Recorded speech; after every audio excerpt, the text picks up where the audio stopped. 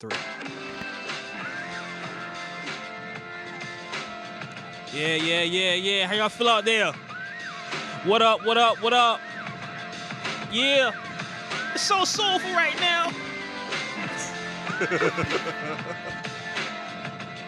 Say when. Say when.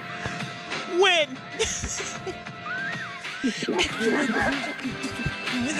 Nah, I'm not going. They murdered it, yeah. Yeah, I'm not going there.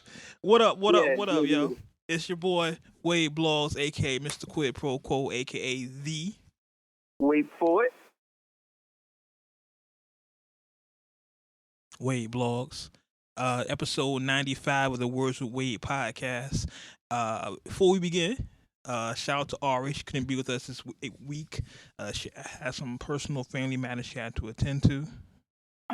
But she'll be back next episode, hopefully. Same Wade time, same Wade channel. Facts. But as always, we're here recording at the lovely Radio Ready Studios with our crystal clear clarity. We have G here. G, what up, G? G. I'm just talking to him and he just black out. You see that? Shit. I'm here. It's so funny. Me and G, I gotta let y'all know a couple things here. So me and G been talking for like the last 3 hours, just talking. We're like, we gotta record this eventually. You know that, right? Just talking about shit. So we had to cut the cameras, cut the mics on, and start recording so we can get y'all the show. I should have did the whole music through the whole thing, but oh well. Like I said, episode 95. Shout out to all y'all listeners. Shout out to everybody in Uncut Nation, whether you're on YouTube, Spotify, Apple, SoundCloud, wherever you're listening to us. Appreciate y'all love, support, the comments, everything. Love y'all. And without further ado, let's just get into the rundown. The rundown. So before we get back into the rundown, let's go ahead and go back into to this, because this joint goes so hard. This instrumental just goes so hard. That's just because we know what Jay did on it. Yeah, because when Jay, well, not just Jay, the original Grammy Family song was hard too. Like the song was hard. Fuck all that. John, let you be like. Fuck all that. Fuck all that. When Jay did on Funk Flex and that shit, he forever streamed that beat. Yeah, Jay did put this beat in another stratosphere. And I tweeted it this weekend, but y'all gotta go back and watch the footage of that Funk Flex freestyle when Jay did it. My God. He said, no pocket dude getting close. How I'm supposed to win when they got me fighting ghosts? And one of the most famous lines from that bar is what? To be Bobby then, you gotta be Bobby now. Yes. That was crazy. Nah. My line was, we were talking on air, online about this before everything got started. He was like, may these words be recorded to serve as testimony that I felt it all before it came to fruition, sort of a premonition, uncontrollable ambition.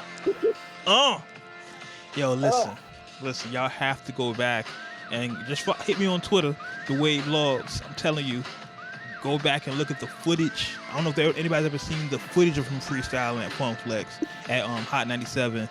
It's bananas. It's bananas. But we're playing Grammy Family for a reason. The Grammys are coming up. The nominees were announced earlier this week, and like we always do with this show, whenever award ceremonies come up, we like to go over the nominees to the categories we care about and kind of predict who we think is going to win. So, normally we have Ari reading these because y'all like hearing Ari talk. But it's me and G, so we'll just go through it here, and I'll start off with the record of the year. I'm gonna read the nominees, read the songs, and we'll just say who we think is gonna win this category. Start off with "I Like It" by Cardi B, Bad Bunny, and J Balvin. Yeah. "The Joke" by Brandy Carly. "This Is America," Childish Gambino. "God's Plan," Drake. "Shallow" from Lady Gaga and Bradley Cooper. All the Stars, Kendrick and the SZA, Rockstar from Post Malone, 21 Savage, and The Middle by Zed featuring Maren Morris and Gray. For me, my heart says All the Stars, but my head says God's Plan. Hey, hold on. I'm sorry. I missed the category. Which category are you? This is Record of the Year. Oh, shit. I'm scrolling.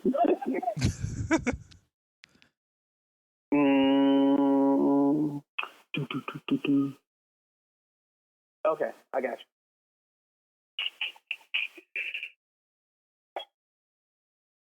So I would like This Is America. You think This Is America? I would like that. That's what I would like.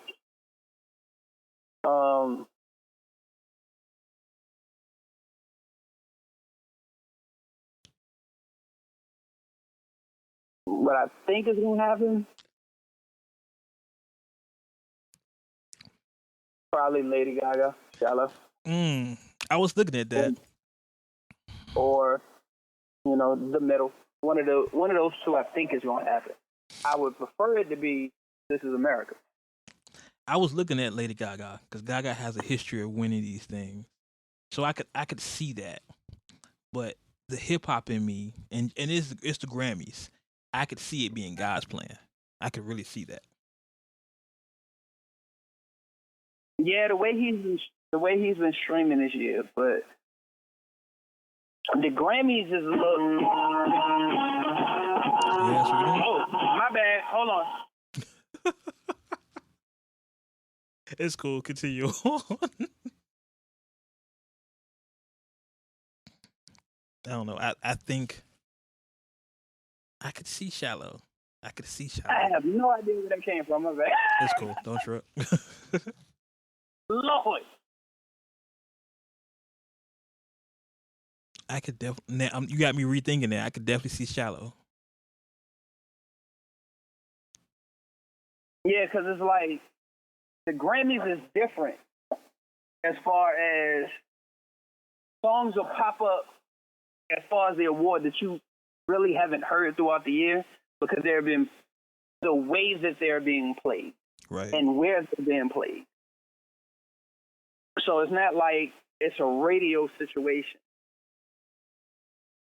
And although Drake's God Plan has, streamed as much as it's done, it hasn't, I don't think, crossed over into certain markets where the people who actually vote with the Grammys care about.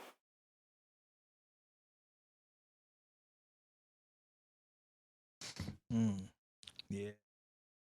But see, if I'm picking what I want, I would say All the Stars. But just like I said, knowing the Grammys and the impact the year that Drake has had, I would say God's Plan. But then you threw me off with Shallow, so it could be Shallow as well. But I'm gonna stick with God's Plan just for sake of the podcast. But I could see Shallow. I wouldn't be surprised if Shallow won. Yeah, very true. Shit. A lot of people don't fuck with him, but I like him. I fuck with Post. So just for the fact that he's nominated, I enjoy that fact. Like, a lot of people don't like Post Malone. I fuck with Post.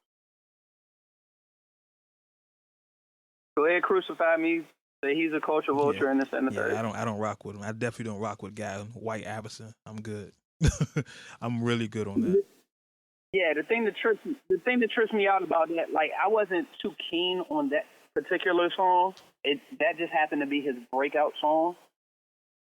But he said on more than one occasion that he doesn't want to be categorized as a rapper. Yeah, I've seen that. Yeah. And I think that's where a lot of fault lies, is because a lot of people initially, when he came out, they put him in the rap category.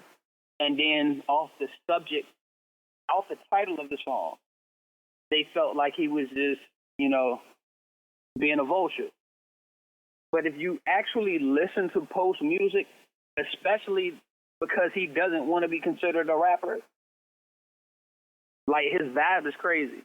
Like, he does more like folk music. Yeah, I mean he gives off that vibe. If you look at him, he gives off the vibe of like a folk singer. You know what I mean? Like a hip country western singer. So I can dig Exactly. Exactly. that. All right, so I want to skip album of the year. I want to leave that for last because That's fun. that's kind of the big thing. Let's go to you want to do song of the year? Yeah, we can do that. Let's see who we got. We got All the Stars again. We got Booed Up, God's Plan, In My Blood, The Joke, The Middle, Shallow, This Is America. Sound familiar, don't it? It sounds yeah. It sounds familiar. I'm a root for the underdog in this whole setup. I want Ella May to get her first joint first year. For song of the year? Yeah, boy. Hey, look, keep in mind, you remember a couple episodes ago we was doing song of the summer. You're right. So, summer typically controls the year. So, first year, first time out, yeah, I love her to have it. Who's probably going to get it? I'm going to go with your prediction previously. It'll probably be Godspeed. Yeah, I'm looking at it as well. And once again, I said the same thing. I would prefer All the Stars, but it's probably going to be God's Plan. Kendrick Duckworth. Yeah, I would love All the Stars to win, but it's probably going to be God's Plan.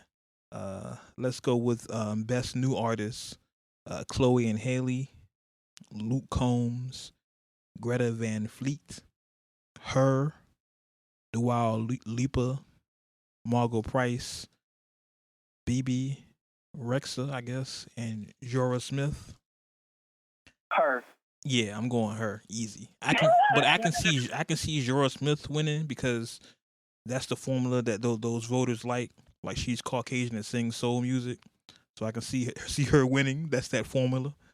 But I'm going for her. I'm rooting for her on this one. Besides that, what is it, Chloe and Haley? Yeah, them. I like them too. Yeah. Yeah. Other than that, that'll probably be what it is. No pop. Nah, not in this category. All the pop is running together. Yeah. All right. What's best urban contemporary album?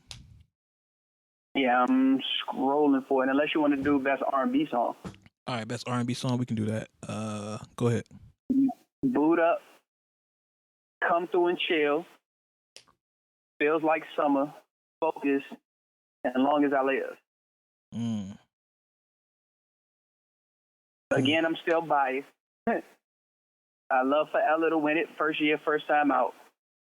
But at the same token, that Come Through and Chill, that Miguel and Cole. Yeah, that does go hard. That was my shit. But even still, the Focus joint. Oh shit! What Her? Yeah. And I'm going for Daniel Caesar, right? Yeah, Caesar. That's I'm sitting here trying to think of it. Yeah, Daniel Caesar and Her. Yeah, I'm going for Focus. It got to be one of those three. It'll probably be Focus. Which I'm really tripping off that Tony Braxton got a track in the joint. Yeah, right.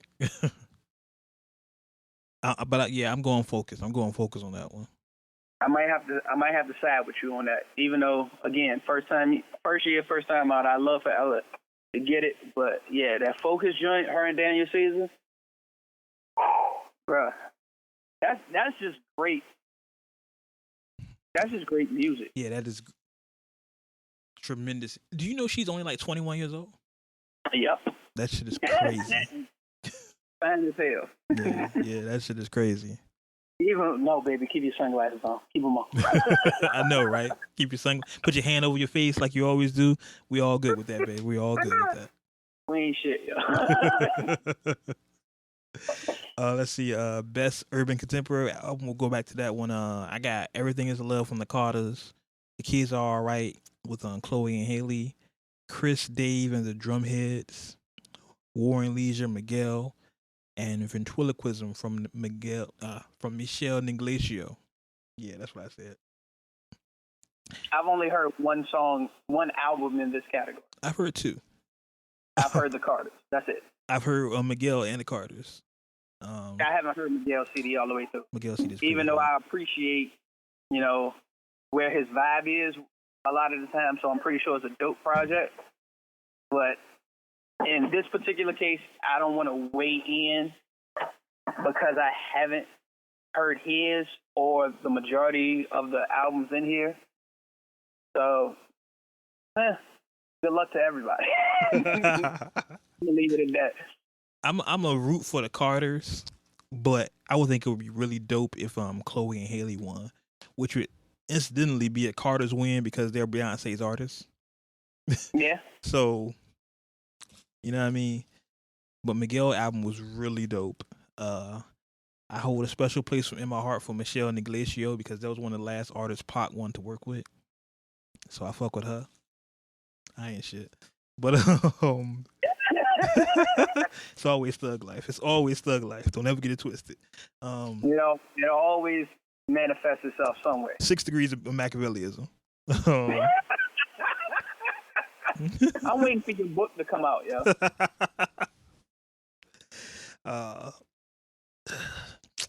I'm gonna say War and Leisure for my final answer on this one. They're not gonna give it to the Carters. They're not gonna give it to the Carters, and I would love for the Kids Are All Right to win, but I think they'll give it to Miguel. He fits that mold for them. Okay. So we did that. What's next? Best R&B album? Yeah, we can do that. Let's see. Tony Braxton, Sex and Cigarette. Mm-hmm. Leon Briggs, Good Thing. Layla Hathaway, honestly. Her. Great fucking album. Mm-hmm. PJ Morton, Gumbo Unplugged, live. Again, this is one of those categories where I have not listened to everything that's nominated. But just off the style of R&B that I enjoy, her definitely fits that mold. See, I've listened to her and Layla Hathaway, but her. I remember in the episode of What's Streaming, you talked about we kind of laughed at each other. It was like Tony Braxton got a new album coming out, and it's up for a Grammy. So that shit is crazy. Yeah, it's crazy.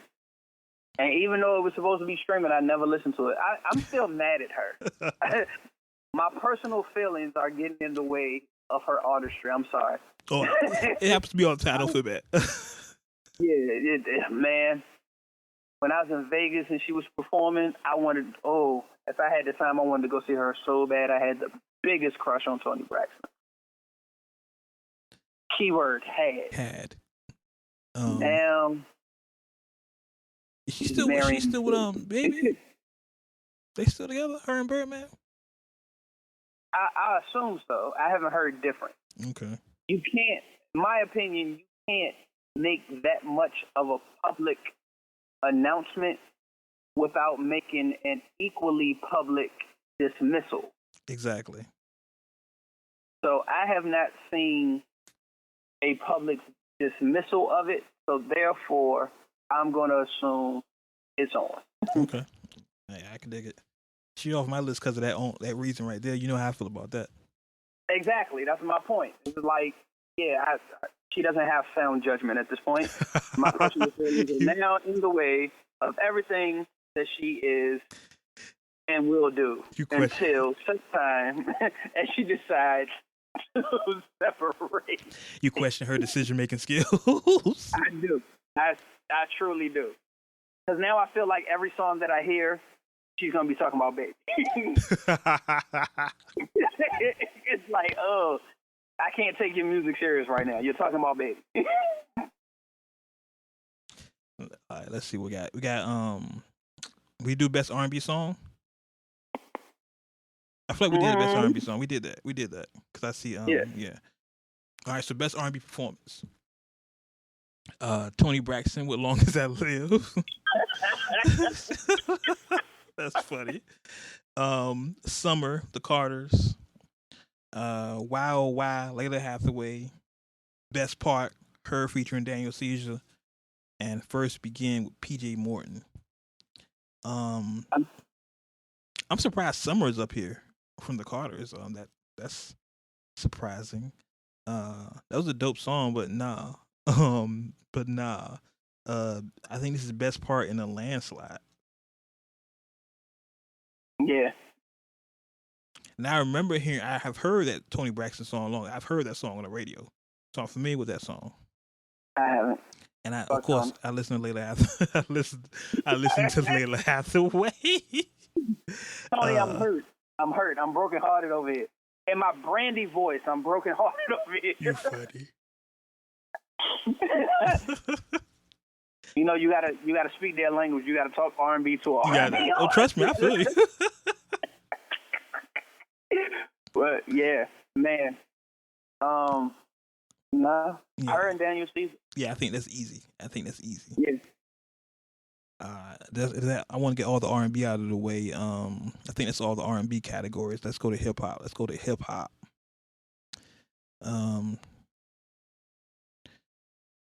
Best rap song? All right, let's go best rap song. All right, so we got God's Plan, Mm-hmm. King's Dead, My guy. Mm-hmm. Mm-hmm. Lucky You, Uh-huh. Sicko Mode, Mm-hmm. and Win. Yo, first off, I want to say, how is J-Rock nominated twice in one category? That's first off. Exactly. Nice. You gotta emphasize that. Nice. You gotta hit the fam nice on him. Nice. But I think he's losing in this one. Damn, J-Rock, you my dude, though. He got two nominals. It's probably gonna be God's Plan. Yeah.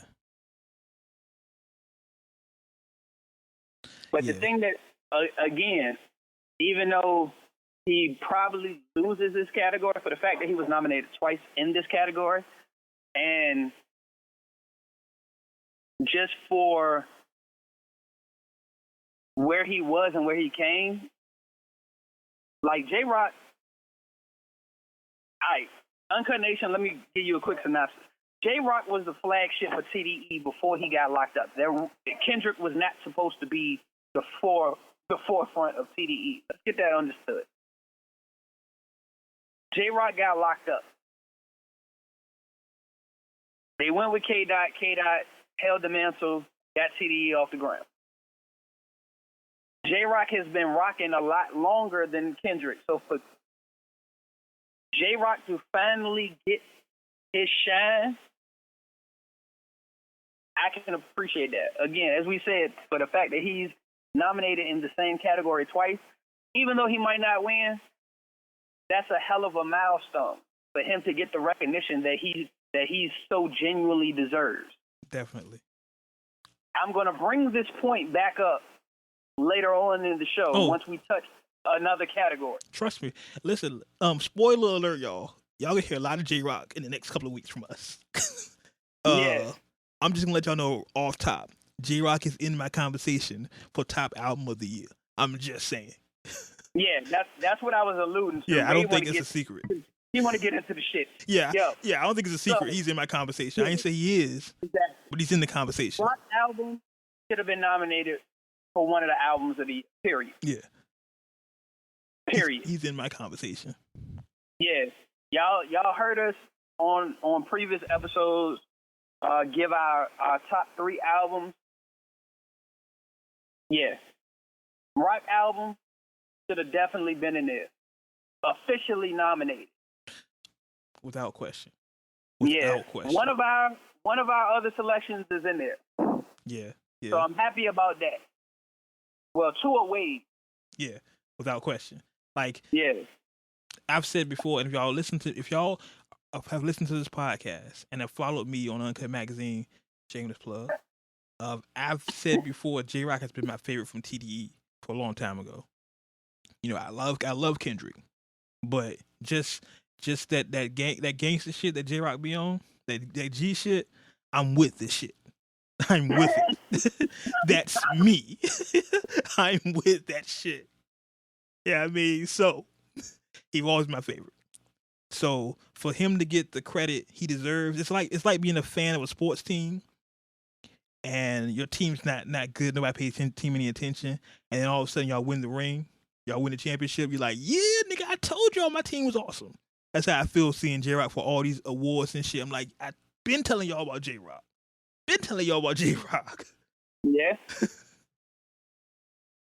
So that's for best rap song. What else we got for rap? I'm gonna say we gonna do it. Let's go ahead and jump into it. Shit, that's right. That's the album. That's no, album. We still got some more rap joints first. Hold on, we hold on. we go there.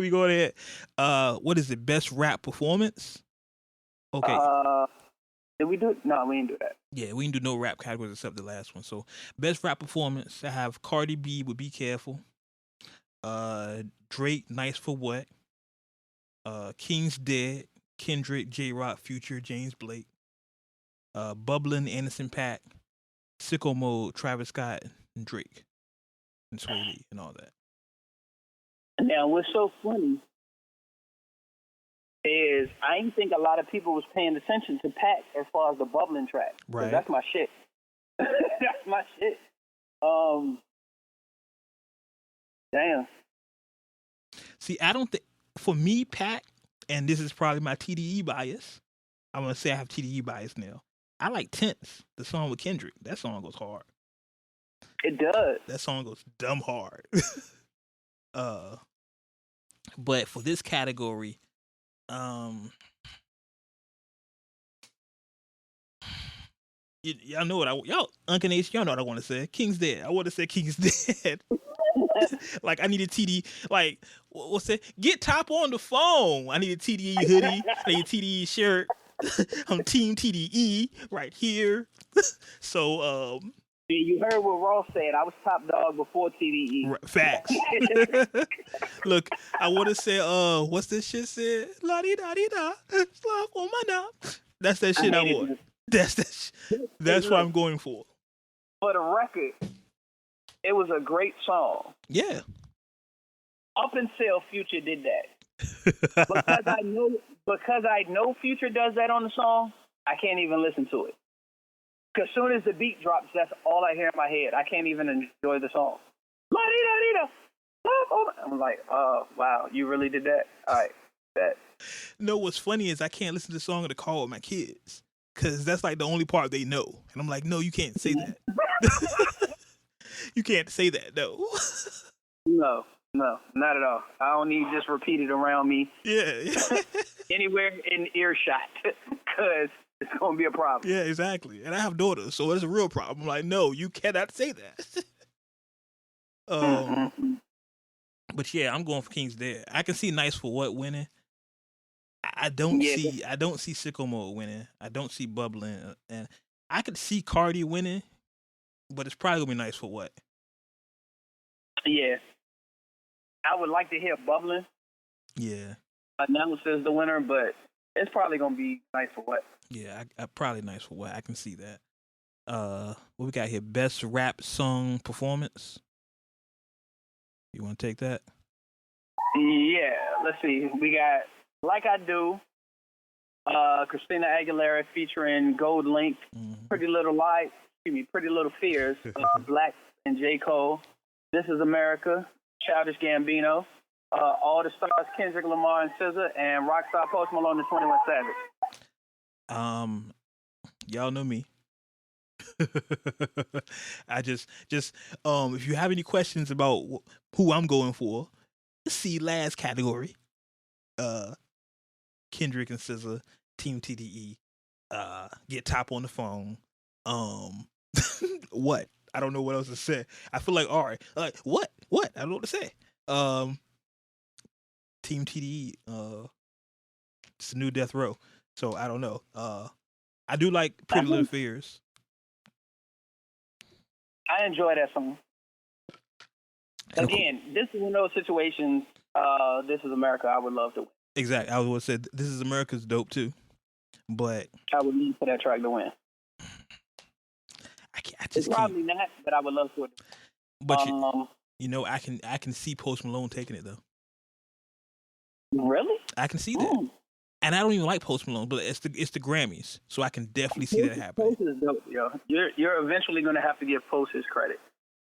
Stop thinking of him as a white artist that's a vulture, like he's perpetrating the culture. Like, stop viewing him that way and just like actually enjoy his vibe. He's dope. No, I can see him winning it, but naturally I'm going for All the Stars. I think it's just the West Coast in me. It probably is. Again, this is America. I would like for the win. Let's go left. Christina Aguilera gonna take it. I don't think Christina should even show up. They ain't call her name at all. Just stay home, Christina. This is not for you. When the last time you heard Christina Aguilera name mentioned in conversation? Facts. Like, just stay home, man. This is not for you. This is not for you. Accept if you get it. Accept your awards via satellite. Exactly. Exactly. If she win it, it'd be worse than when Macklemore won it over Kendrick. It'd be worse than that. But it's a precedent for it. The only way she can work that off is she has to show up and she has to have a project ready to go. Like, after her win and after her announcement, through all of the backlash for the remainder of the week, she got to fire off an album that's just classic. That just brings her back. Yeah, and a fire album. It's like, oh, wait a minute. We prejudged her. She still got it. She's on a roll, and go from there. That's the only way that's going to work for her winning that category. And it has to be a fire album. It can't be here's a Christmas album for y'all. Nah, fam, I need some fire. It can't be la-di-da-di-da. Yeah, I can't get the la-di-da-di-da. So no, you can't get that. You can't get that la-di-da-di-da. You can get the T.I. la-di-da-di-da. The T.I. la-di-da-da is on Damn Tap. He was like, I got a couple Latinos with me. They so la-di-da-di-da. They got to be that la-di-da-di-da. You can't go with the Future la-di-da-di-da. You That's can't a fact. do that. There's a difference between these la-di-da-di-das, people. And if you don't know what I'm talking about, you have to listen to both songs. You definitely got to get the both. Yeah, you got to. Yeah. It's a completely different spectrum. You have to understand the la-di-da-di-da. Now, let's get into Best Rap Album of the Year from the Grammys. You want to read that one, Jay? All right, hold on. I'm scrolling. I lost it. That's Rock.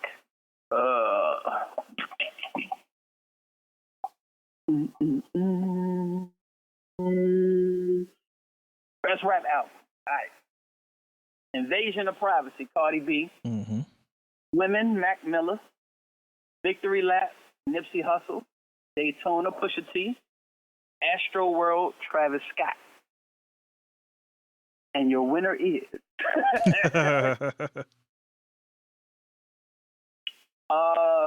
one of my albums of the year definitely is a hit, Victory Lap. It definitely. Going back to what me and Wade was talking about earlier, I feel J-Rock should have been in this category as well. I'm glad to see Nipsey in it. I'm surprised to see Nipsey in it.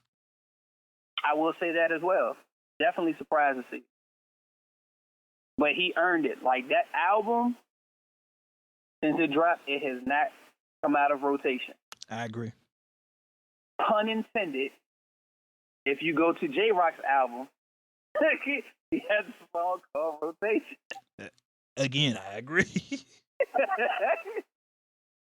But, yeah, Nipsey album is great. I would love to see him walk away with the award.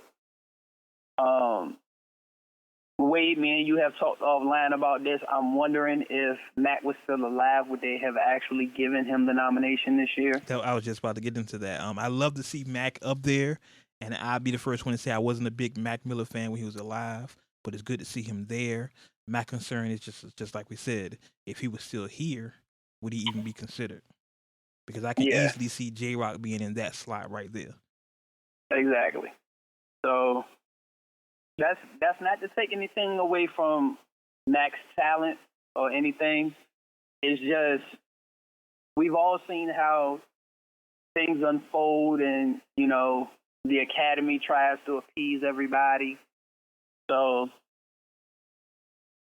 I'm feeling they anticipated a backlash with him not at least being nominated after he passed this year. Rest in peace to him. Right. So again, it begs the question: if he was still alive, would he have been nominated? Who I feel is going to take it is going to be either between Cardi or Travis. It's going to be one of those two that actually walk away with the award. It's probably going to be Cardi. I was going to say that too. It probably will be Cardi. I do want to shout out, and he's been doing it all week, to the Grammy nominated Pusha T. He's been doing that all week on Instagram. If you follow him, he should now be referred to the Grammy nominated as Pusha T. It's dope to see him up there. But yeah, he's not winning. Yeah,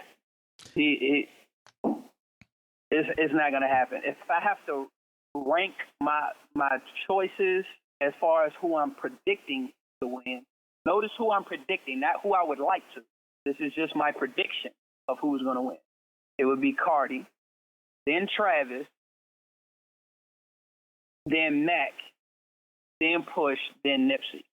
As far as prediction of the orders, who would walk away with it in that order. Again, just a prediction of who I feel the Academy is going to choose. Who I would like to see walk away with is Nipsey. I would love to see Nipsey walk away with it. I think, if I had to predict, it would probably be who I would like. Nipsey 1, then Push probably 2, who I would like. But looking at the list, it's probably going to be Cardi or Mac. Astro World was a great album, but I don't see it winning. I think it'll win before Max does.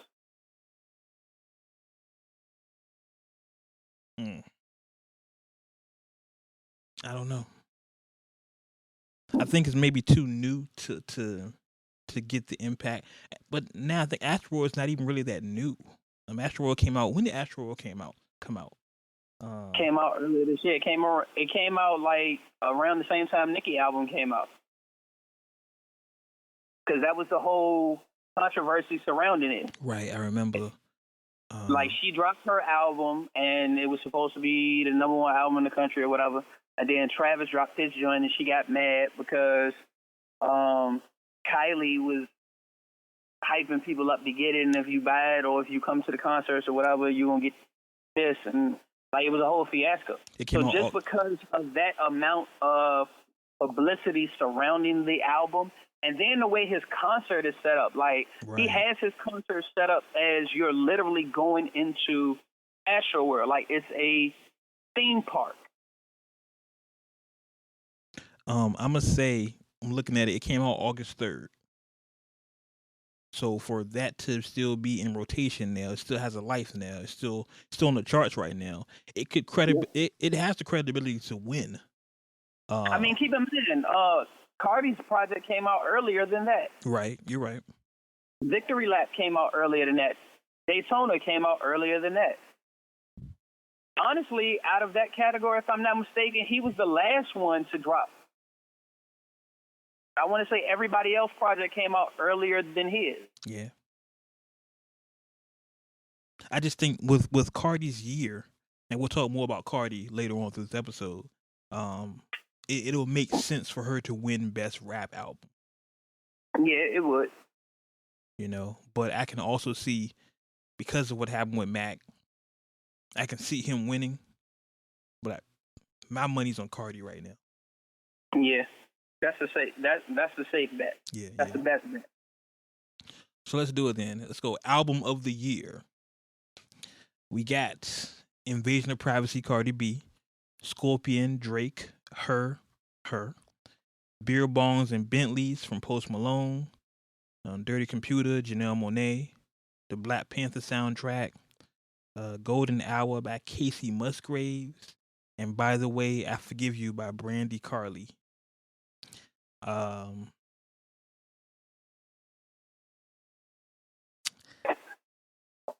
Let me introduce myself. My name is Wade. I'm Team TDE. Um, Black Panther. Just saying. Get Top on the phone. The thing that's so funny to me is, that's technically a soundtrack? Yeah. And I didn't think soundtracks got nominated for Best Album. So I find that very, very comedic. I can see Cardi winning because of all the reasons I mentioned earlier. I don't see Drake winning, not for album of the year. And Scorpion was a decent album, but not for album of the year. I'm lying to the people. I'm going Black Panther. I mean, as far as winning, or who you would like to see win? I would want Black Panther to win. Who I see winning is Cardi. Agreed. I find no fault in your logic, sir. Yeah, I definitely see that. Those are the categories that we, hip-hop, R&B, care about. I did want to mention that Kendrick Lamar, Team TDE, has the most nominations with 8. Dreamville.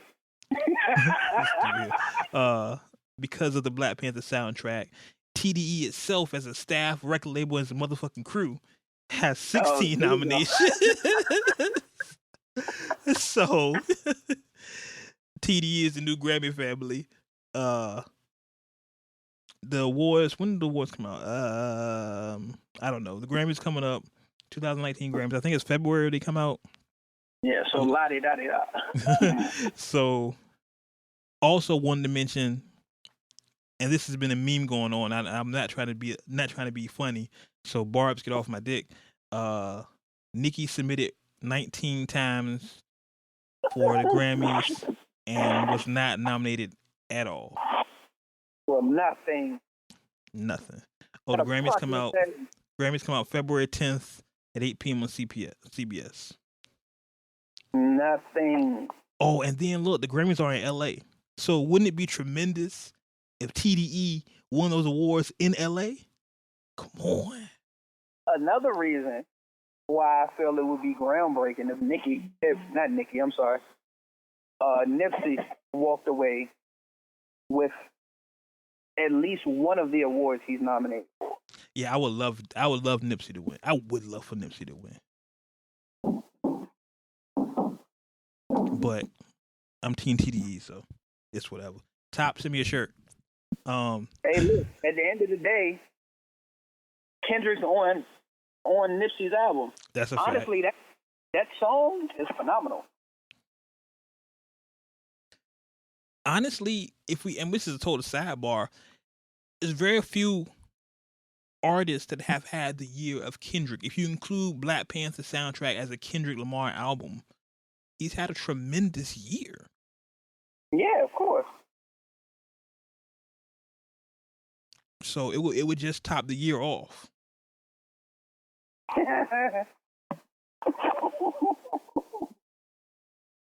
Was that a pun intended? It wasn't, but get Top on the phone. Get Top on the phone. Hey, triple entendre. Don't even ask me how. So let's move on here with the rest of the rundown here. Like I said, the Grammys are February 10th.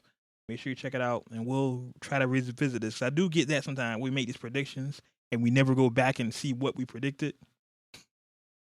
So we'll try to come back and, if I can remember, to check this out and see who was right, who was wrong, and whatever. Continuing with the rundown. Apple released its best of 2018 list, and Drake was announced to be the most streamed artist of 2018, which honestly, if you think about it, it's not really a big surprise because I think Nope. each week we've mentioned a Drake new streaming record. Yeah. So I mean, Scorpion was the top album. God's Plan was a popular single. Nice for Second album. What? In My Feelings. All these songs that Drake did were, and these were just Drake songs. We're not even talk about the songs he appeared on. We're not even talk about like Walk It Like a Target. Just other songs. Yes, indeed, songs that Drake was the most streamed artist of 2018. So salute to Drake. We're happy for you. Yeah. Not being facetious, but I don't think it's a big surprise. The crazy thing is, at this point, I think Drake can take a break.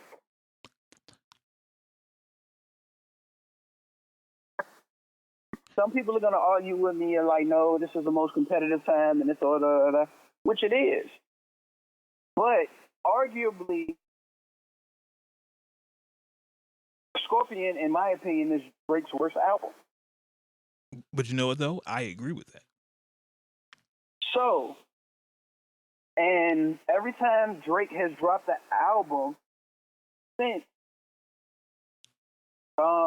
if you're reading This Is Too Late, although that was supposed to be a mixtape, they give it album credit. Right. But it was supposed to be a mixtape. Ever since then, every time he's dropped a project, it's been on the decline. At some point, you have to rest and recoup. Now here's where I'm going to argue with you for a second. I don't think his projects have been on the decline. I think he's going a different direction. Like, I think artistically, if we listen to it, because he's become, and I hate to use this because so many other people use it, he's become Trapper Drake, where his raps are more of that trap style than before he was actually just rapping. So I think since that album, if you're reading This Too Late, he's changed his style. So he sold more records, but he might have alienated a certain fan base he had. So I don't want to say he's declined, but I definitely say there's been a shift. He's changed his direction. He has, but I ultimately attribute that to the decline of his project. Like, I forgot who I was having this conversation. I want to say it was with the homie Nick. Oh, like, Natural Nick, not Nick. Shout out to both homie Nick. Facts. I want to say it was, he was the one I was having the conversation with, where people forget that Drake just, like, can actually rap. And sometimes people need to be reminded of that. So if he did something like Big Crit did, like 12 for 12 project, and just grab beats and go, that in conjunction with him dropping the albums that he drops that go in the different direction, he's still showing like, hey, I'm gonna top the charts. I'm gonna be the most streamed artist this year. But don't forget, I can go when it comes to this. Right. He hasn't done that in a while. Like, everything is, like you said, moving in a new direction, and that's fine. But at some point in time, you gotta remind people, like, look, don't get the shit fucked up. I can still go when this beat turn on. And I think to bring it back to a different perspective, I think that's what Jay figured out early on in his career. Like, after the Hard Knock Life songs dropped, and that was considered more pop for Jay, but it charted him, and he saw, like, I can do records like this, but I'm not going to forget that, hey, sometime when a beat come on, I got to go. Say when. Right. Just say when. But I think most of those tier artists, those top tier artists, make that decision. They have a project that, for lack of a better term, crosses them over. And they have the chance to either stay who they are, and like Jay said, I didn't cross over. I brought the suburbs to the hood. So Jay remained Jay. Like throughout his projects, Jay is still Jay. Drake is going a different way. He's changed. He's softening up his rhyme style to blend more in with today's climate, while still being a better rapper. Like Drake is the one of the few artists that can make a song with JB Block Boy and then go drop 44 bars off in London somewhere. You know what I mean? So he'll still mix in music with the new guys, kind of like what Fab does. On if you want to be real about it, Fab does it. Yeah, Fab does it better because Fab's still Fab. See, Fab hasn't changed his style. Fab is still Fab. It's Drake who conforms and transforms to the new style, changes his flow up or whatever, and it's working for him. I'm not saying it's a malicious way. It's working for him, but I will say that there's a definite change, and I think people are noticing that there's a definite change in Drake from back then till now. As you should evolve, but I don't think it's an evolution thing. I think it's a deliberate. I'm trying to sell records now. Let me do this. You know what I'm saying? And that's the wrong approach. Well, it depends on your goal. You know what I mean? Like, if we're looking at this as an art form, so we're looking like I'm trying to make good music. I think he's looking at it like I'm trying to sell records. But it's crazy because I guess that brings me back to my original point where I feel like he can take a break now. I think he should. Yeah, I don't think nobody's gonna, quote unquote, forget who Drake is.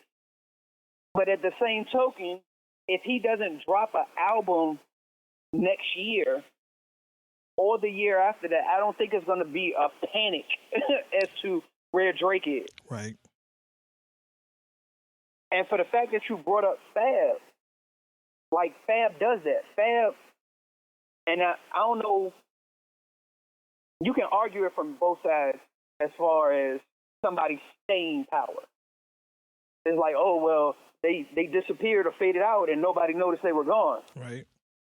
But then at the same token, you can argue the fact that when they dropped a project, it was impactful and everybody remembered why they enjoyed that particular artist. Fab does that all the time. Fab will be gone for like a year to 2 years. And then just come out of nowhere and drop a fucking project that's like, damn, Fab killing it. Why is Fab not talked about more? You know how I feel about Fab. Yeah, he does shit on his own terms. He doesn't get caught up in the bullshit. Like I said, I don't think if Drake doesn't drop an album next year, that is going to be a big issue. Just that when he comes back to drop the album, it has to be stellar. Like in between the time that he hasn't dropped the album, you know, still do your normal, you know, be around, pop up on a feature here and there. But I'm pretty sure he can take a year off without dropping an album, and it's really not going to affect his career or quote unquote his legacy. It's not going to hurt him. Yeah, I think what would hurt him is how he comes back from that. Yeah, I agree with that. I think he can take time off and do a feature here and there. I definitely agree with that. But I think the fear is we live in an ADD society where people, you know, be like, well, what has Drake done or Drake old? You know how these kids move these days. They don't hear from you in a certain time period. They might be like, oh, well, he old, he washed up. You know what I'm saying? Well, see, that's my point. Like, I don't think Drake would immediately come up in those conversations. I think by the time Drake starts to come up in those conversations, months will have passed, and people have not realized that he hasn't dropped the album. So around that time frame is like, well, he was just on such and such features, and he crushed that shit. So then those questions would start popping up like, hold on, when was the last time Drake dropped the album? Oh, Scorpion? Shit, that was in 2018. Like, we almost done with this shit. He ain't dropped nothing new, but he crushed that feature. Yo, Drake, what the fuck is Drake? What Drake been doing? Top of the year, boom. Yeah, I can see that. I can see him taking time off, and I think he said as much, but I don't think it's gonna be as long as we think it should be. But just I can definitely see him doing that, and he could record songs Just now. even for himself. Yeah, I mean he could always record music now and just release it in a month or two, and he just be what I'm saying vacationing. What I'm saying, just True. releases. So it can be done. I don't think he'll do it, but it can be done. So I do see your point. But I did want to get to this I think Travis. it would be beneficial. I agree with that. I just don't think he'll do it. I did want to get to this Travis Scott thing because we're like almost an hour in already. We only did like two things. I did want to get to this thing. Don't know if y'all heard this. We miss you. Yeah, clearly, because Ari would be. Ari keeps us on fast. Yeah, Ari definitely tells us hurry up, hurry up, hurry up. She be killing us. I want to get this Travis Scott thing. Don't know if y'all heard this on the internet. Other night, December 5th, a YouTuber, I don't want to say his name because I don't want to give him no extra credit, took credit for a photo shoot. The photo of Travis Scott with another woman. He took credit for it and posted a video showing how he got an actor to pose as Travis Scott, do his hair like Travis does, had a woman do it. He basically staged the whole photo. The photo that was seen everywhere, claiming Travis was cheating on his big mama. He showed that it was a fake photo, that they manipulated the photo. They staged the photo, basically. Going here to the article. I'm at the article now. It's just it's crazy because they really sat there and studied Travis Scott and found somebody who has his somewhat dimensions and posed it and almost ruined this man's family. Yeah. Um, Like that's nuts, yo. Yours for like being in the public's eye to the point that somebody is going to take your likeness and stage you cheating on your spouse for whatever their purpose is, to get something out of it, but not paying attention to the ramifications that he's at home and his wife is seeing this, like, you cheating on me. right. And he's trying to say, like, it's not me. I didn't do it. I would never do that. And she's like, it's a picture out. The whole world has seen it. Yo, that's And you standing there trying to defend yourself. that is the most frustrating thing in the world, to be trying to fight against something that you know you haven't done, but just no way to prove you haven't done it. And the guy, he said it was a social experiment. He said, I'm reading a statement here. He said he wanted to release it. Now I'm reading exactly. I quote: "Now you all see how the world will believe something just because they want to believe it. They don't really care about the truth or doing research or anything like that." Travis Scott, if you're watching this, forgive me, bro. So he's saying it's a social experiment. He was doing it to prove that nobody researches things anymore. That's what he's saying. That's the story he's going with. Which is very true. But you could do that in a different way. I'm about to say, but at the same token, dog, you like don't do that and jeopardize my marriage. Like, you jeopardizing my life to prove a point that you could have proved in a different way. And Kylie, Travis's baby mama, released a statement. She was like, "I don't know if this is really a social experiment to some people, but you're messing with real people, real relationships, and real family. I'm happy my relationship is strong because this is getting out of hand. The internet scares me sometimes, for real." This is crazy, though. I mean, Yeah. Like, put this shit into perspective, bro. Like, that's way too much power. That is way too much power. think about, like I said before, if you're a guy, you've ever been in a situation where you've been accused of something that you know you haven't done, but you have no way of proving it. Imagine Travis in this situation where he's telling her, he know in his head he didn't do anything wrong, but she has a picture in front of him like, this is you. He's like, that's not me. This is you. and then you sound like the typical guy. That's not me. Oh, so now you gonna say it's not you? You know what I'm saying? Those typical lies that people tell, but when they're true, you can't. You know what I mean? That's the shit that's so funny. Is at this day and age, the truth sounds like a lie, and the lie sounds like a truth. Facts.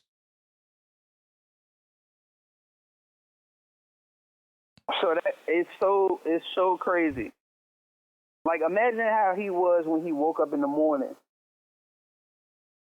and that shit hit the fan. And him in his head, like, yo, I didn't fucking do nothing. But throughout the whole day and up until that announcement came out, he dealing with that shit. Now imagine how she feels if she spazzed on him and cussed him out and threw stuff at him, and then she's like, "Oh, he wasn't lying the whole time. He was right the whole time." So now, either way, it can be looked at it like, initially from her perspective, like, oh, you cheated on me, you ain't shit, this and the third. And he's trying to tell her the whole time it's not me. And now this came out after she done spazzed. Now he's looking at her like, you don't believe me, like you don't trust me. Exactly. Like, I told you it wasn't me and you didn't believe me. So you really think that I could do this to you? Mm-hmm. So now, regardless of what's been announced, it's possibly a wedge in a marriage. Facts. Over nothing. Over nothing. That's crazy. That's crazy. It's crazy the way people think, and this is scary because anybody can do this. Like, I'm gonna use me for an example. I always say, like, in a video game, I'm like created player 1. I have a very regular look. Like, it's not hard to get somebody that looks like me. Put some Malcolm X glasses on them, and it's me. Boom. Yeah, I just sent you a screenshot. yeah. It's, you know what I'm saying? I just sent you a screenshot of somebody else page. Exactly. So I look like everybody. Like, I look like everybody. So it's not hard. So somebody can do that to me, and luckily I'm not involved, but they can do that to anybody. It's just crazy what society will do, all for some clicks. Because that's all you're doing this for, is clicks. You're just doing this for attention. You're how the kids say these days, you're clout chasing. Yeah. It's not worth it. What? Maybe that should have been the episode, clout chase. Now let's get into. Cardi B offense. So what? Since you missed. Yeah, since we're mentioning clout chasing, this news broke also. And when I first saw it, I didn't believe it. I thought it was just a publicity stunt, but apparently it appears to be real. One of hip hop's favorite couples, Cardi B and Offset, are getting a divorce. Cardi broke the news earlier this week. I think I have a clip. Do I have a clip? I should have prepared this before the show. Cardi broke the news earlier this week on her Instagram. Yeah, I don't have the clip. Oh well. But they were together for like a year. Was it even a year? I don't even know anymore. Apparently, at the time of her announcement, she just said it was an applicable breakup. Her and her baby father, as she calls him, just what did she say? Ran out of love. I think that's how she put it. At the time of the breakup, but now we're finding out more news. It would appear. I really want to play the soundbite, so let's pull this up because I think this soundbite puts everything in perspective of what we're doing here. Give me 1 second, Uncut Nation. I'm pulling this up. G said something. Oh, I have it here.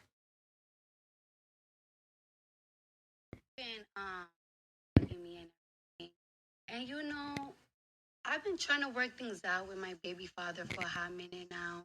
And we're really good friends. And, we're really good business partners. And, he's always somebody that I run to talk to. And we got a lot of love for each other. But things just haven't been working out between us for a long time. And it's nobody's fault. It's just like, I guess we grew out of love. But we're not together anymore. I don't know, it might take time to get a divorce, and I'm going to always have a lot of love for him because he is my daughter's father, and yeah. So everybody. So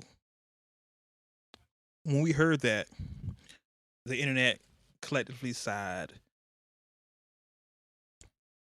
But as I said earlier, we found out more information. Apparently, Offset was allegedly, you gotta say allegedly when you do these things, caught trying to have a threesome with, and let me get these names right here, Summer Bunny and what's the other chick's name? I'm trying to pull this up now, forgive me, y'all. Cuban Doll. I know there's a bunch of dolls here. Cuban Doll. Apparently, there's been leaked text messages. I don't know if they've been fabricated or not, but there's text messages between Offset and this girl, Summer Bunny.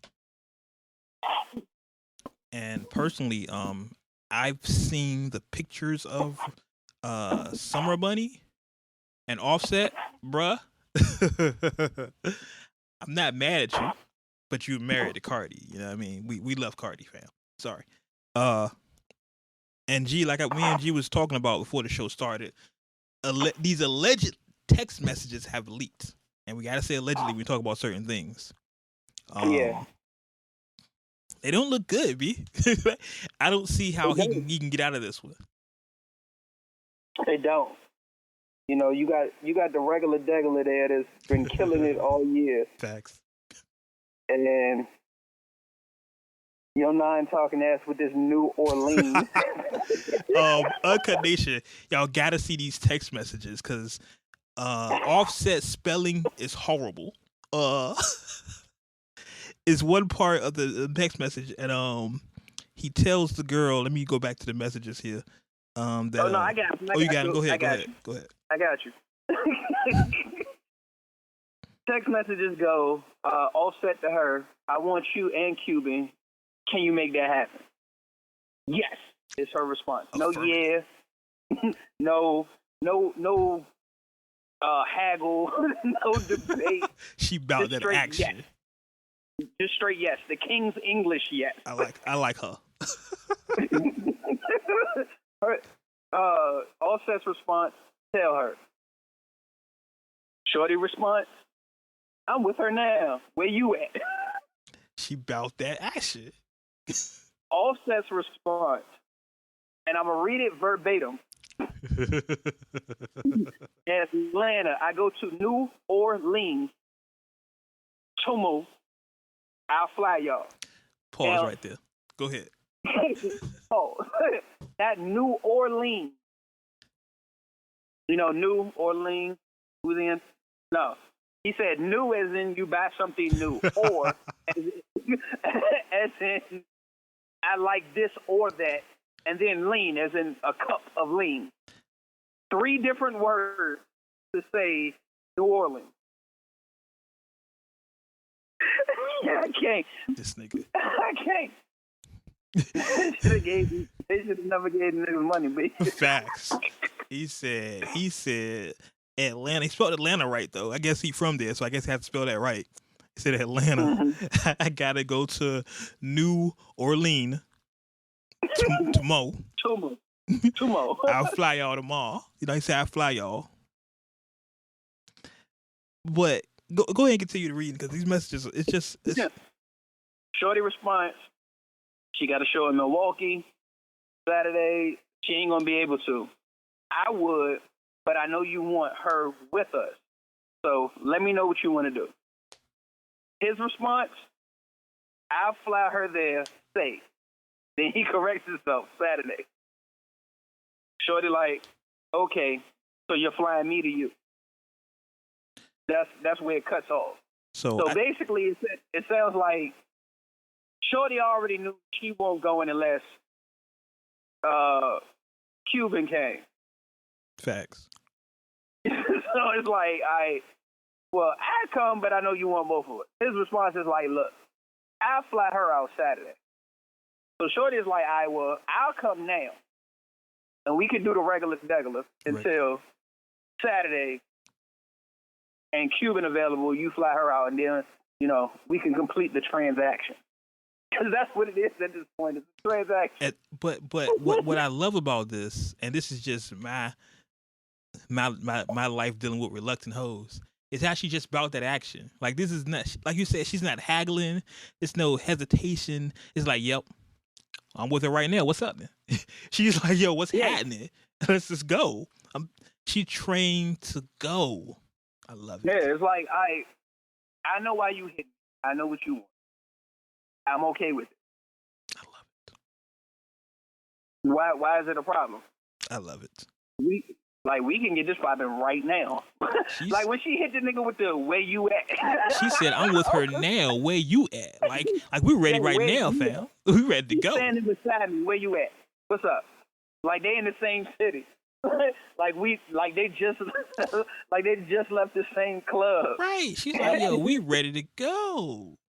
And this is like a typical nigga like, yo, I'm with the fellas. We about to leave IHOP. We about to go back to my homeboy crib and kick it. She like, no, where you at? This one the nigga who's been texting the whole time that really got the power play set up. Mm-hmm. When niggas is about to go back to the crib, he be like, yo, drop me off first, fam. Like, that's when that nigga head pop up out the back seat. He be like, yo, drop me off? What you mean? I thought we was going to go kick it. Yo, I can't, bro. Go ahead, drop me off right here. I'm gonna just go ahead and catch an Uber. I got to go. Like I got something to go to. Yeah. The nigga in the back seat that you think has the least amount of juice, that nigga made the major power play of that evening. While the rest of y'all is going to go kick it at your homeboy house and get drunk and just try to text he got the major power play. It's like, look, for this to go down, I can't involve anybody right now. I don't want nobody to know in case it goes south. So I'm not gonna sit here and tell y'all what's supposed to happen. So if it don't happen, y'all don't know any different. So Facts. Drop me off real quick, fam. Facts. That was that move. I'm with her right now. Where you at? Yeah, she was.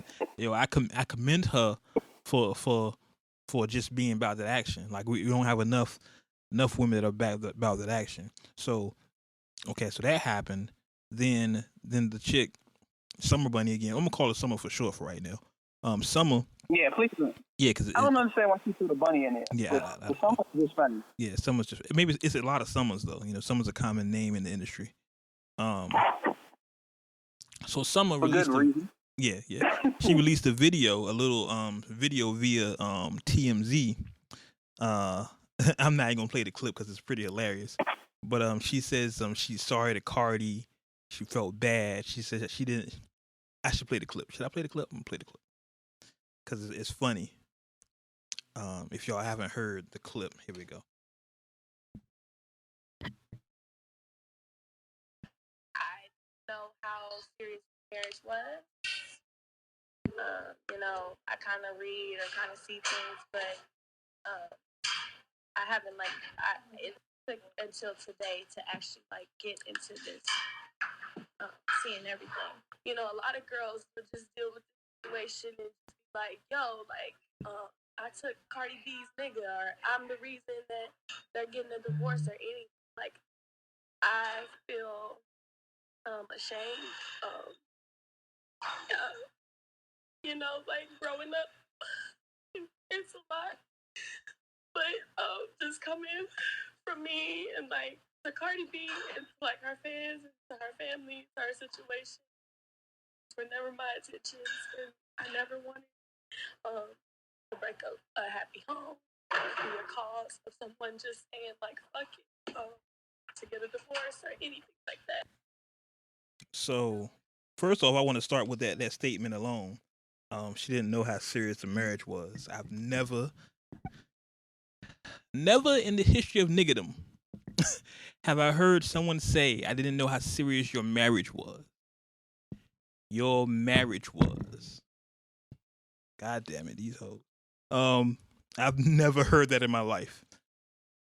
That's a new one. I never thought, and hey, I don't mess with a lot of hoes there. My hoeing days are over.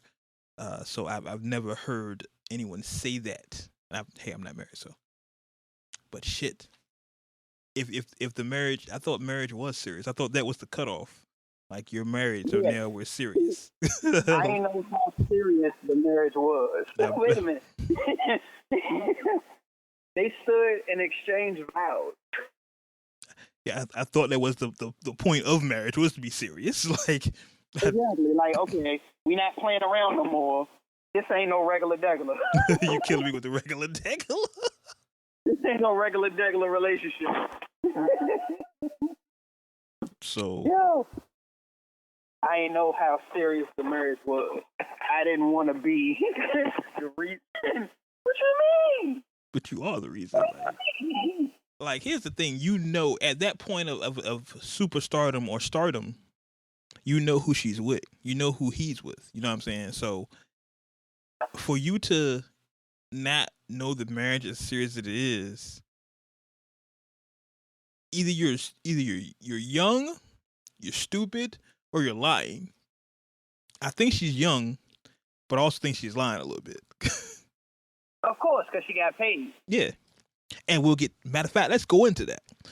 Go ahead, bro. Rumors have look. I'm telling all. I feel like I'm dropping the tea here. I know you want to. I know. I gotta bring this in because this is so crazy. It's the 6 degrees of separation. It's just so crazy how all this news unfolded.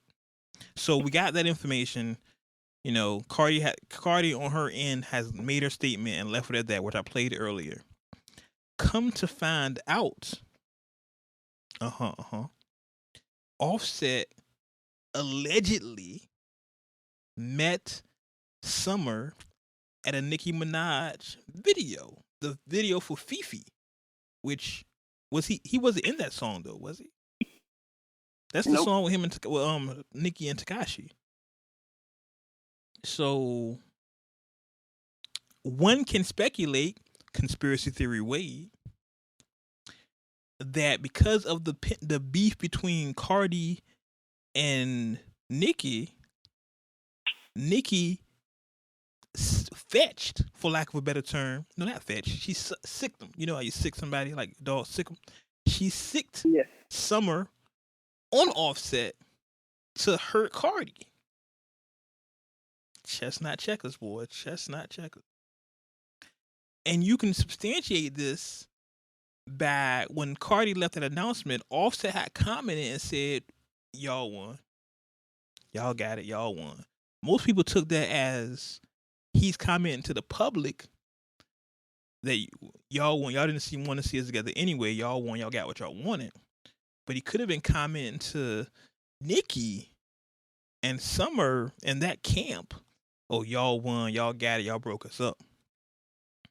Because Cardi and Cuban, I think, have beef, apparently. Yeah, they've been beefing.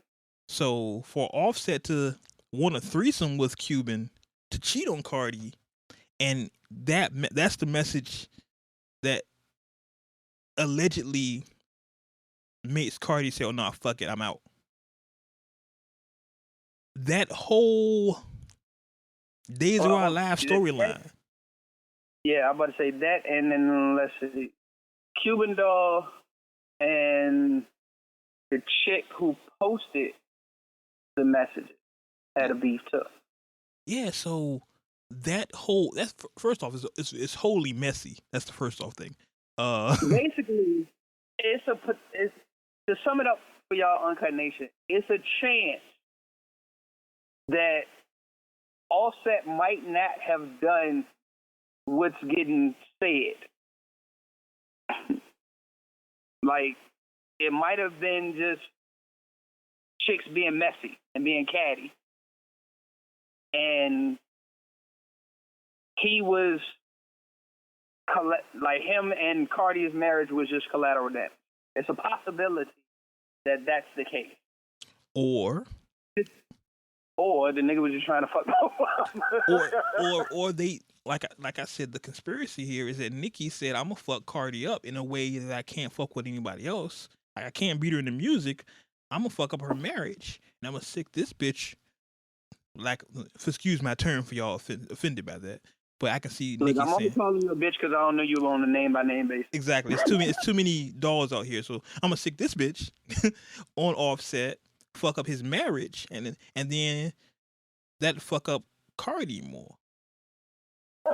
I mean, it's some layers to this, y'all. This is chestnut checkers, and for all the shit that I give Nicki, and I give Nicki a lot of shit, if this what we're alleging is true, wow, yo.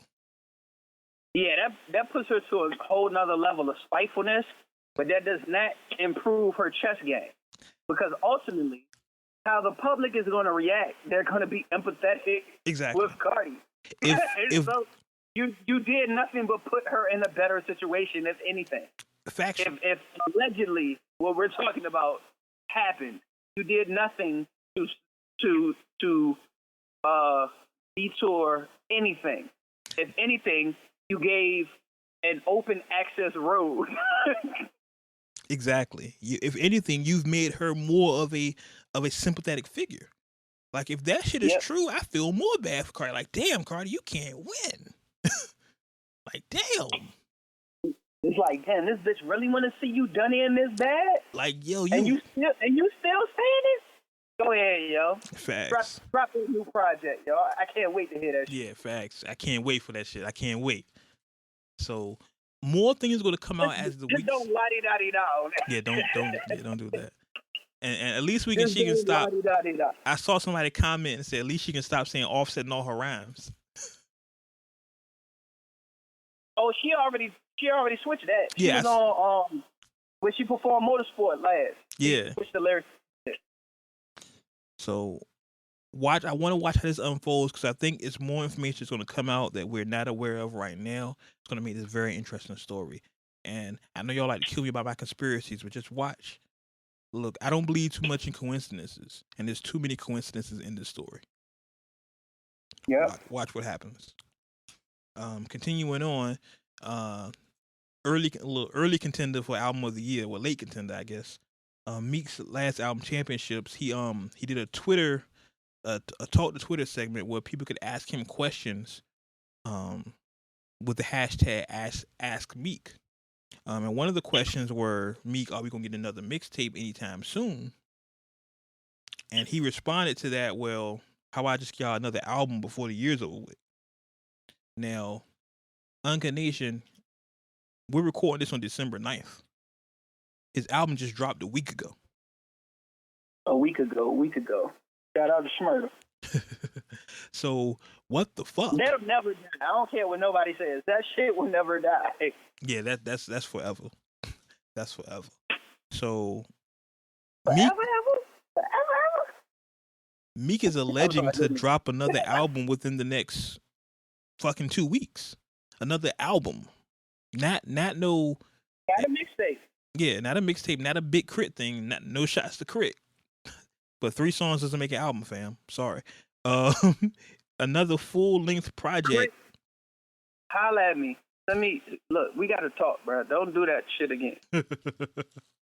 Don't ever do that shit again. Crit, you my guy. It was told this before the show, but 3 songs doesn't make an album. Don't ever do that shit again. Sorry.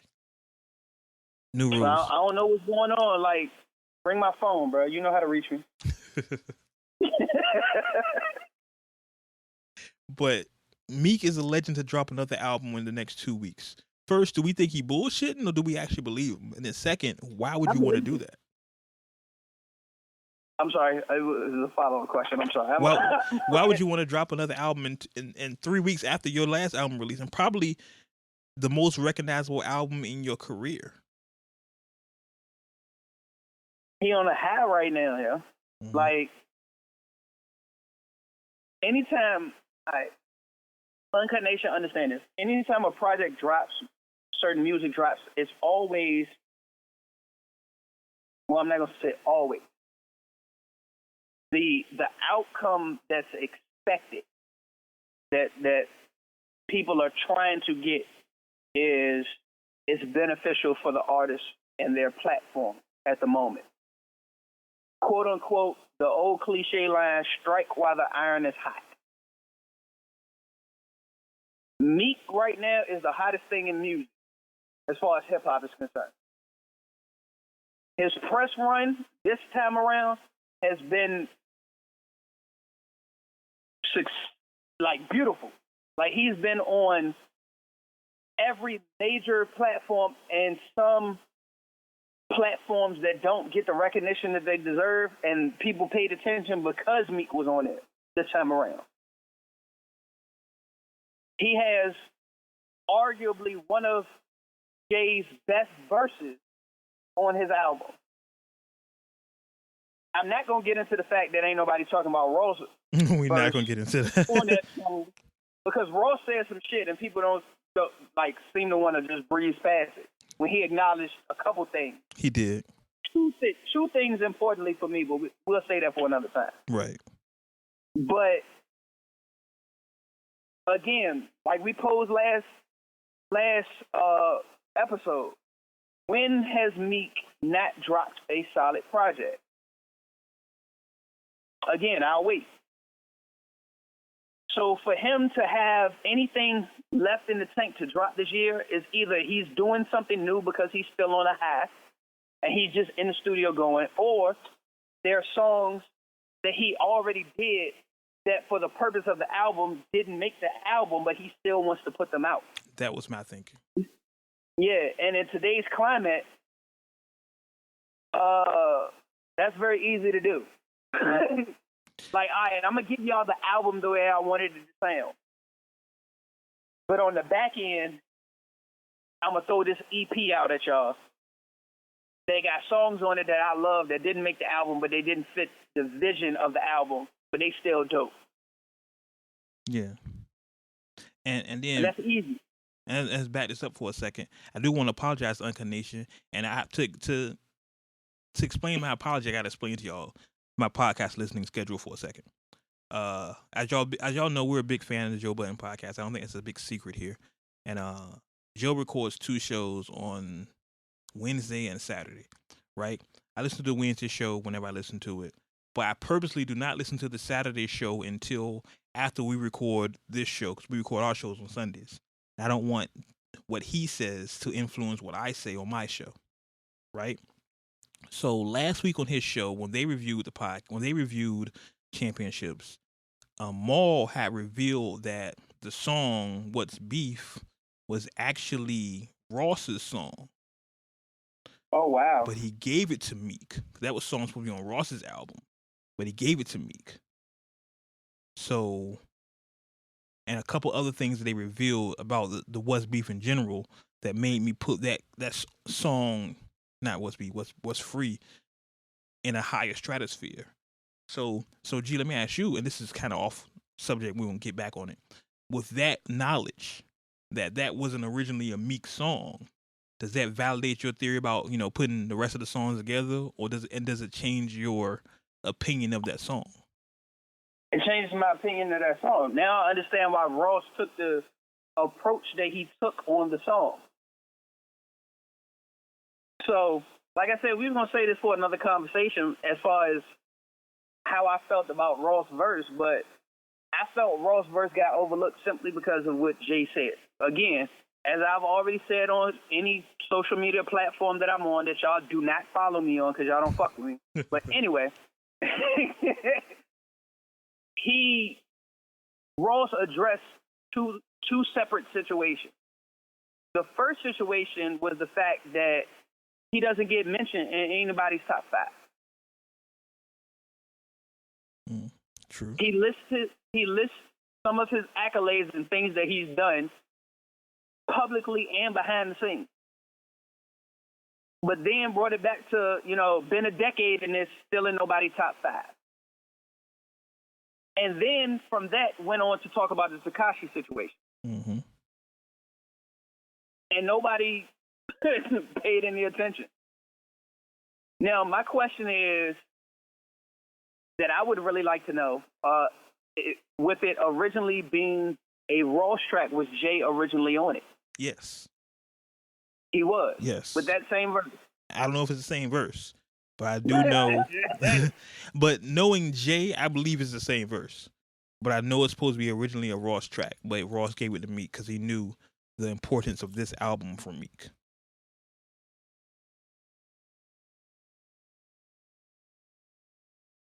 Damn. So it makes me wonder what's on Ross's album coming out, right?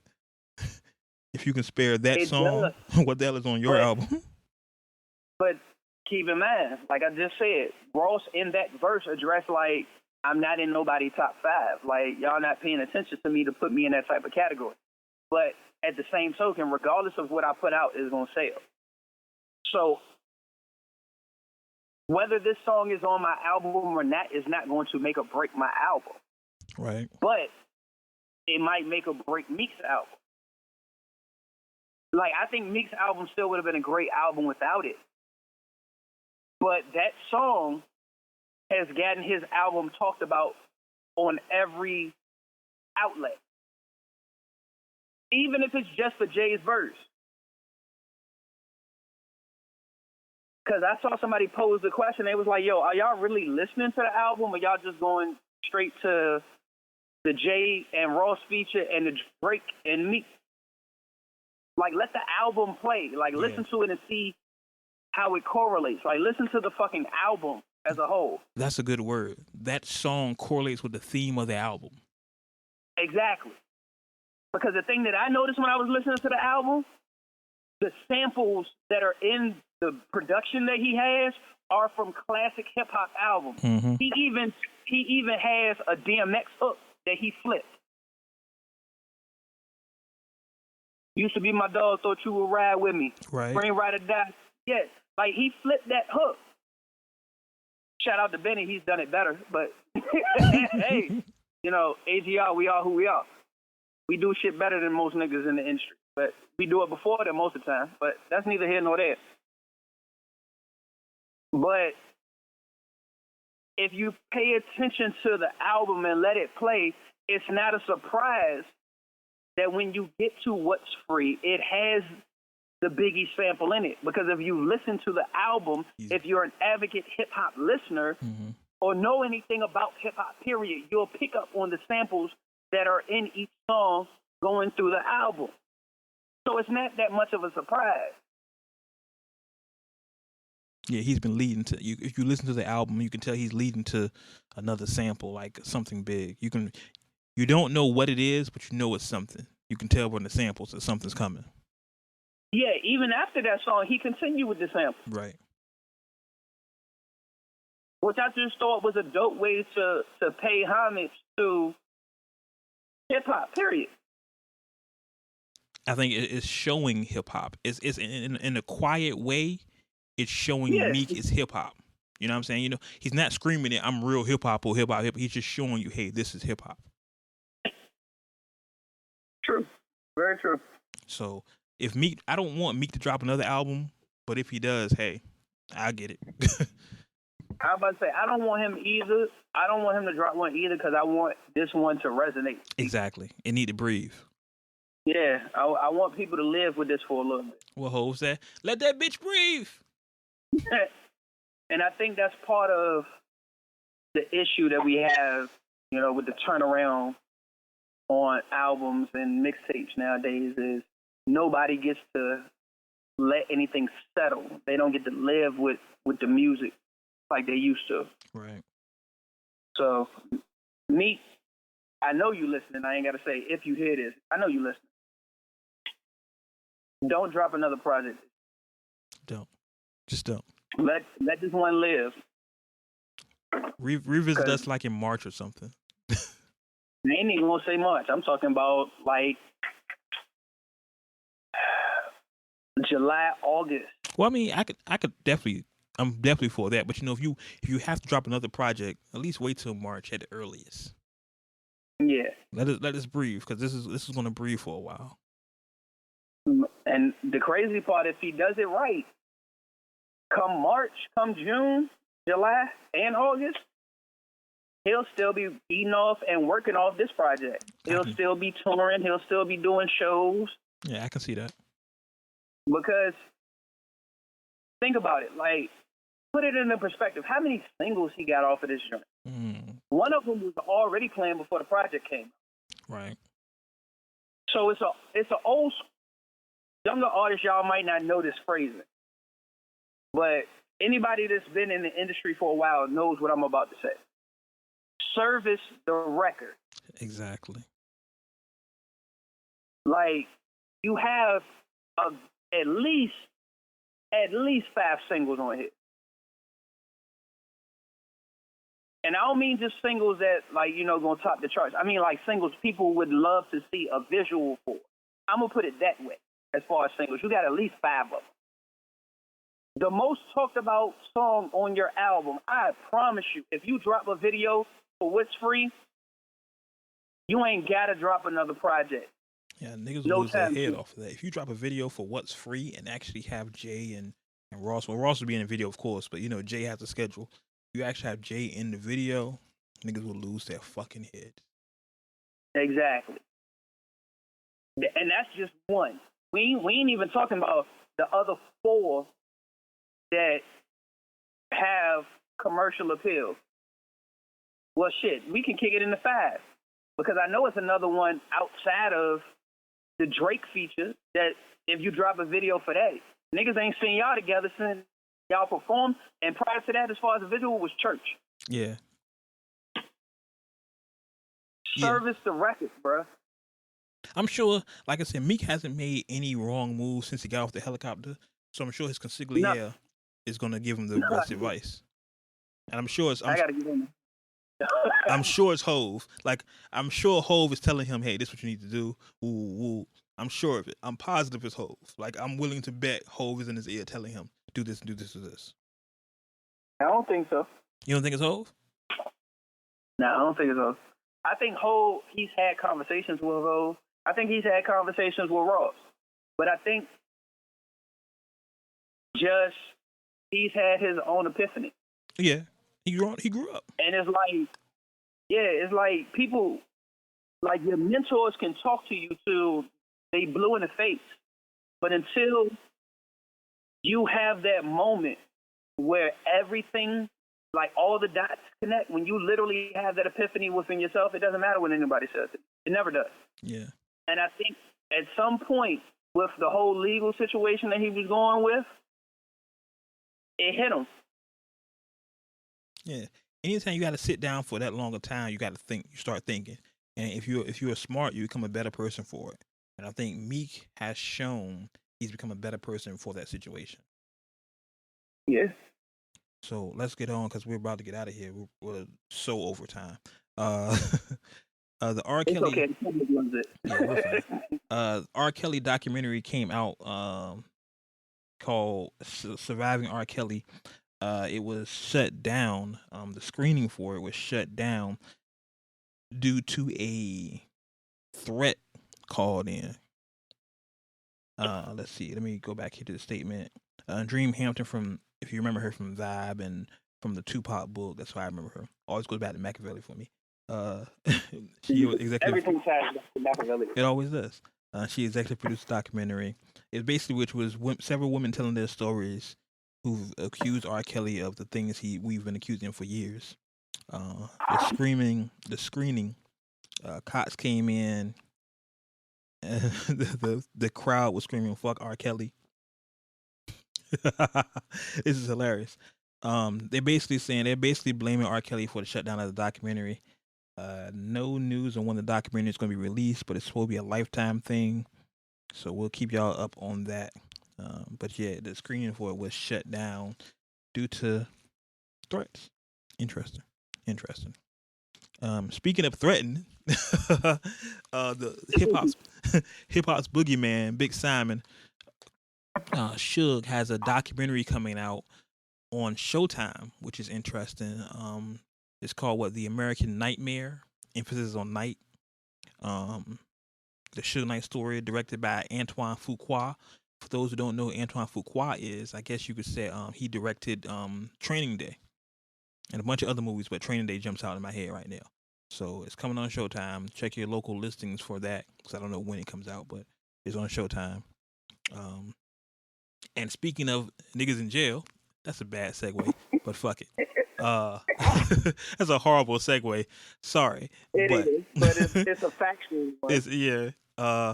Buju Bonton, if you're into the reggae, my reggae accent just came on from nowhere. Buju Bonton was just released. It's terrible, but okay. I know. I got Jamaican in my family too. It's horrible.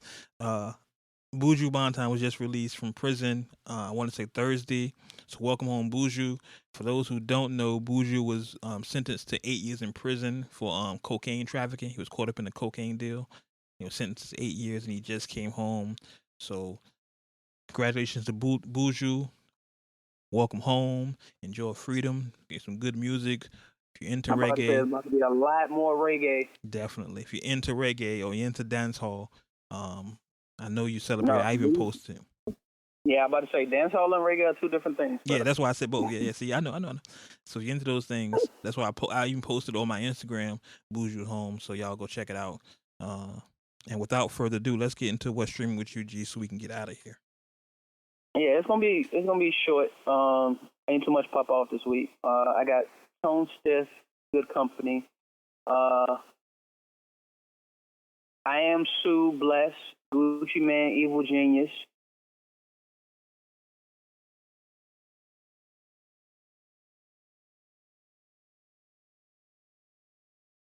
That's it. Okay.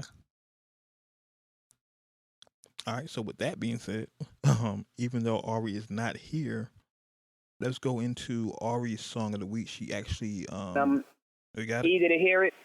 I got you. XX Tentacion. Okay, Skins. We always have a hard time pronouncing Tentacion's name because it's some people say Temptation, some people say Tentacion. I don't know. I call them XX Tentacion. Yeah, most people just say X, but we try to be even with the shit. Yeah, because our X exactly is from a different. Exactly. When I say X, I think of DMX. I don't think of Tentacion. Exactly. So, but long as you don't pronounce it like Wayne did on the Carter 5 on track 2. Yeah. I'm okay. Yeah, don't do that. As much as I love that song, I cringe every time Wayne said his name. And that song goes undeniably hard. It does. And that's how Wayne opened the project up. Like, that's why I was just like, oh yeah, this about to be dope. Yeah, and then as soon as he said that, I was like, oh, why ain't nobody correct him? Yeah, like why ain't nobody be like, hey, Wayne? Exactly. Not how you say his name. that's not his name. Like, even if you're not a Tentacion fan, go back and listen to that song because that is bananas. They let him say that man's name incorrectly about 3 times. They didn't edit it. They didn't say, "Oh, Wayne, we gotta go back and do that again." Nah, just let it rock. Y'all know who I'm talking about. But like I said earlier, Ari's not here for her own personal reasons. She took a personal day, I guess. But she did manage to send me what she want her song of the week to be, and I'm gonna butcher it because I can't pronounce this shit. Shout out to always being there. Facts. I want to say it's Quiñ featuring Sid from the internet. Y'all know Sid. The song is called we all Sid. The song is called Sticky Situations. And let's run into it. Here we go.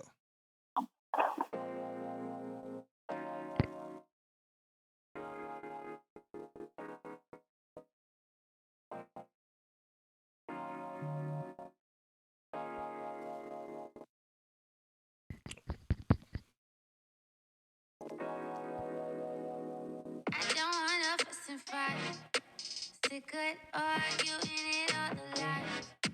Tell you the truth, you got me thinking twice. Thought I got it right. I ain't really tripping, babe. You weren't the one I wanted anyway. I only pursued you for the booty, babe. Now you glued to me. Stuck up in a sticky situation. A really iffy situation. Get your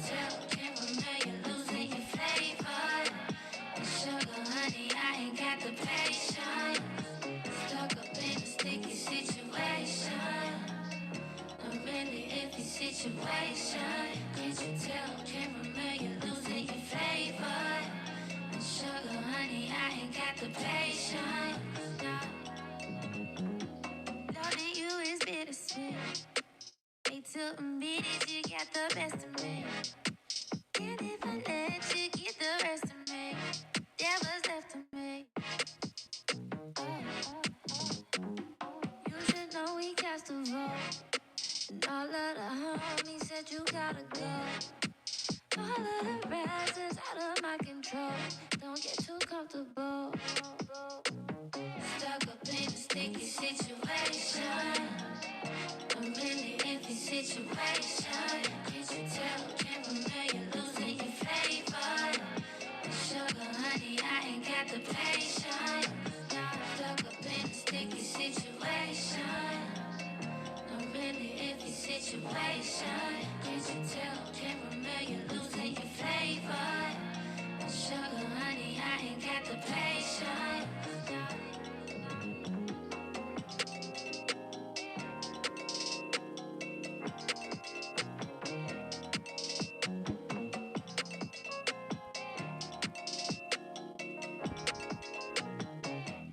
It's like candy.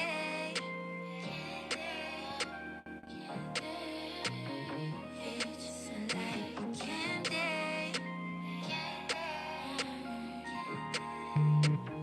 It's like candy. Loving you's like candy.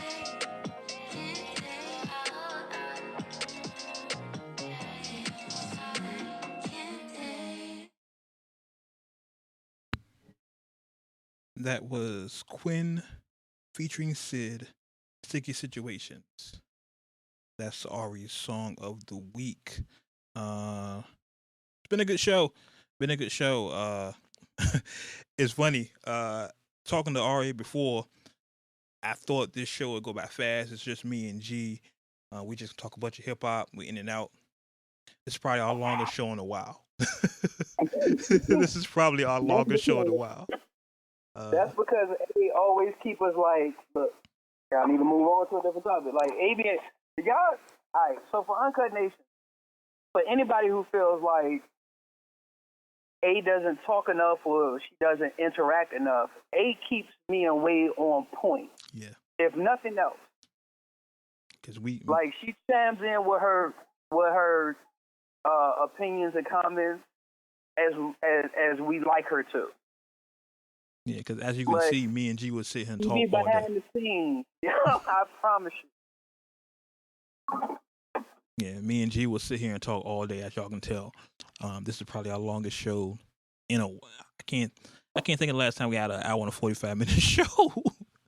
Oh damn, we that long? Yeah, we an hour 45 in. An hour 20.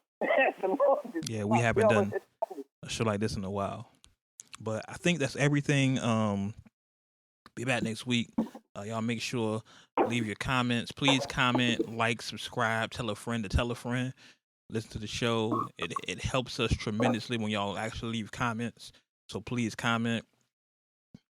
You have any music you want us to play or check out, email Ari at wordswithwade@gmail.com. We do listen to all music.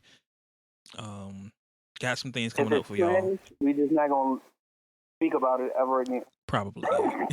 We have some things coming up for y'all, and our year-end episode is coming in about 2-3 weeks, and we're gonna go over things. And our 100th episode is coming, so y'all definitely stay tuned. We appreciate y'all. We love y'all. Thanks for getting us this far. I mean, this is episode 95, so we've done a lot, yo. And don't forget, this is really at 96 for us because we had the 00 episode. But that's another story. I think that's it. Is there anything else we need to get out, G? Nah, I don't think we covered it all within the hour and 40. Right. All right. So, Ari's favorite part, as always. As always. You may agree with what we say. Okay. You may not agree with what we say. Uh-huh. But one thing you can agree with. What's that? We keep it uncut. Uncut. Until next time, we'll catch you on the internet. Cheers. Cheer. Thanks for listening to the Words with Wade podcast. Make sure you follow us online using the hashtag WordsWithWade.